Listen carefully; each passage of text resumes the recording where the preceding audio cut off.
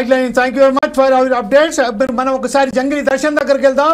DBSA రాష్ట్ర coordinator అయినటువంటి జంగిలి దర్శన్ గారు ఇప్పుడు ప్రస్తుతం ఏదైతే చూస్తున్నామో ఎస్సీ ఎస్టీ విద్యార్థులకు సంబంధించిన ఇంత వివక్షను మనం కళ్ళకు కట్టినట్టుగా చెప్పారు. 237 పాఠశాలలు సంబంధించింది బెస్ట్ అవైలబుల్ స్కూల్స్ ఉన్నప్పటికును అందులో కూడా ఈరోజు బిల్లులు చెల్లించకపోవడంతో ఇంకొక విషయం మీరు గమనించాల్సింది ఏంటంటే ఖచ్చితంగా ఒక ప్రకారం ఏ ప్రైవేట్ స్కూల్స్ ఉన్నాయో దానికి సంబంధించిన బిలో పవర్టీకి సంబంధించిన వారికి కూడా ప్రత్యేకంగా ఎస్టీలకు కూడా దాంట్లో ప్రవేశం కల్పించాలి అని ఒక ఖచ్చితమైన ఒక ఆర్డినెన్స్ కూడా ఉన్నది. దాన్ని కూడా తొంగల చెక్కి ఈరోజు ప్రైవేట్ పాఠశాలలు ఇంత నిర్లక్ష్యంగా వివరించి ప్రభుత్వాలు చెల్లించకపోవడంతో మేము తీసుకోను అని చెప్తున్నారు. ఈ విషయంపై మీరేమంటారండి దర్శన్ గారు?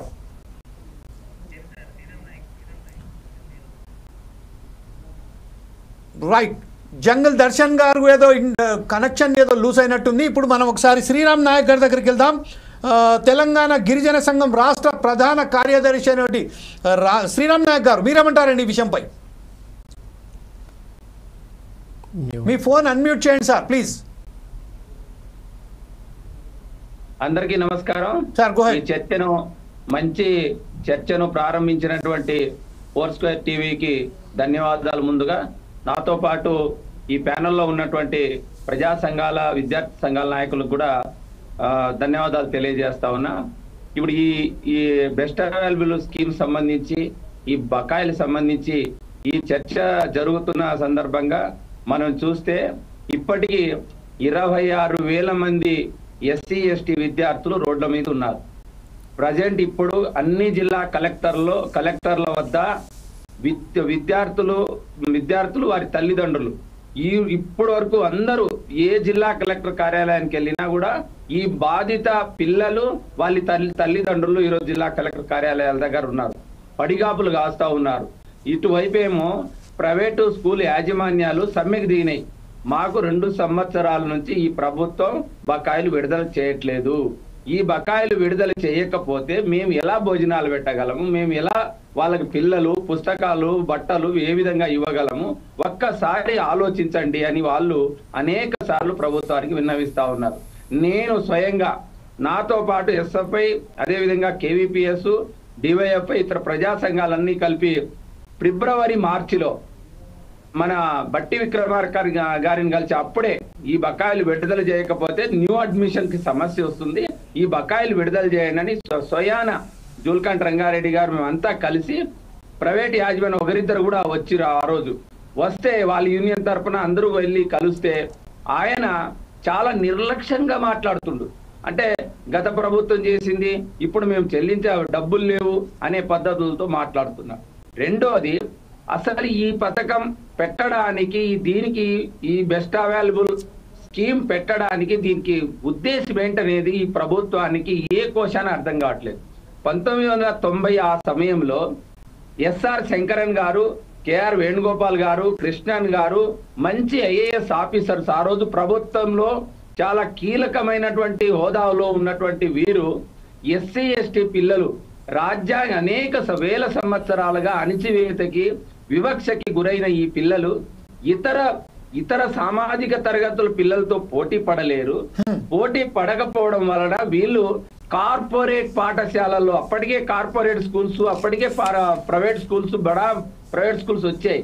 అందుకోసం ప్రభుత్వ విద్యతో పాటు ప్రైవేటు కార్పొరేట్ విద్య కూడా వీళ్ళకి అందించగలిగితే మంచి భవిష్యత్తు, మంచి ఉద్యోగ అవకాశాలు వీళ్ళు అందించవచ్చు అనేది ఆ రోజు మంచి లక్ష్యంతో పెట్టారు ఈ స్కీమ్.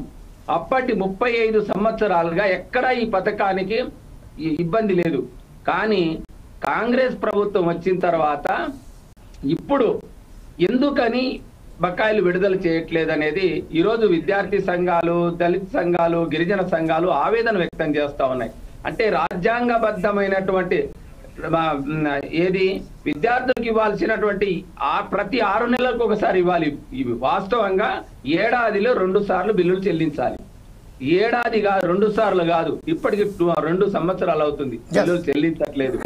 వీళ్ళు పరిస్థితి ఏంటనేది ఈరోజు మేము అడుగుతా ఉన్నాం. రెండోది, కోమటిరెడ్డి వెంకటరెడ్డి గారు కాంగ్రెస్ ప్రతిపక్షంలో ఉన్నప్పుడు మాకు రాజగోపాల్ రెడ్డి మాకు బిల్లులు రావట్లేదు, 1000 కోట్లు నష్టపోయినా పర్లేదు, ఈ ప్రభుత్వం దిగిపోవాలి, మాకు కాంట్రాక్ట్ బిల్లులు రావట్లేదు, చేసిన పనులకు ఇవ్వట్లేదు అన్నారు.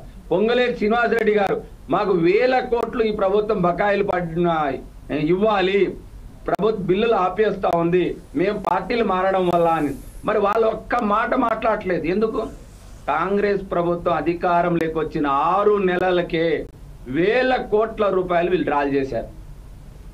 మరి వాళ్ళకి లేని ఇబ్బంది, చదువు ఎస్సీ ఎస్టీ పేద విద్యార్థులు, వాళ్ళకి మీరు వాళ్ళని వెళ్తే ఎస్సీ ఎస్టీ విద్యార్థులు చాలా దయనీయమైన పరిస్థితి పిల్లలు. అటువంటి బిల్లల్ని మీరు ఆపడం వల్ల మీరు ఏమని ఏ సంకేతం పంపుతున్నారు బయటికి అంటే అవమానపరుస్తున్నారు, వివక్ష చూపిస్తున్నారు. కనీసం ఎస్సీ ఎస్టీ విద్యార్థుల్ని మనుషులుగా కూడా చూడలేని పరిస్థితి ప్రభుత్వం చేస్తా ఉంది. మనుషులుగా కూడా అంటే ధనవంతుల పిల్లలకి 1 రూపాయి, వాళ్ళ కాంట్రాక్టర్లకి 1 రూపాయి ఆపడం లేదు. ధనవంతుల పిల్లలకి ఇదే విధమైనటువంటి 2 సంవత్సరాల నుంచి బకాయిలు విడుదల చేయకుండా ఉంటే ఈ గతి పట్టేదా, ఈ పరిస్థితి వచ్చేదా? రాదు. ఎందుకంటే వీళ్ళు నోరు లేనోళ్ళు, వీళ్ళకి ఎస్సీ ఎస్టీ పిల్లలు కాబట్టి ఈ ప్రభుత్వం చాలా వివక్షాపూర్వకమైనటువంటి పరిస్థితి తీసుకొస్తా ఉంది. తగిన మూల్యం అయితే చెల్లిస్తుంది. నేను రాజకీయాలు మాట్లాడట్లేదు, మానవతా దృక్పథంతో మానవతా ఈరోజు రోడ్ల మీద ఉన్నారు 26,000 మంది ఎస్సీ ఎస్టీ విద్యార్థులు. గత వారం రోజుల నుంచి ఇటు పాఠశాలలకు వెళ్ళలేక, ఇటు ఇళ్లకు వెళ్ళలేక ఈరోజు వాళ్ళు ఆ చిన్న చిన్న పిల్లలు ఆవేదన వ్యక్తం చేస్తూ రోడ్ల మీద ఆందోళన చేస్తున్న పరిస్థితి చూస్తున్నాం. వాస్తవంగా ప్రైవేట్ యాజమాన్యాలు కూడా ఇక్కడ తప్పు లేదు. ఎవరైనా కూడా ఈరోజు 1 సంవత్సరం భోజనాలు నిలబెట్టాలంటే చాలా ఆవేదన ఉంటది. మరి వాళ్ళే విధంగా మెయింటైన్ చేయాలి. ఓకే, ఇదే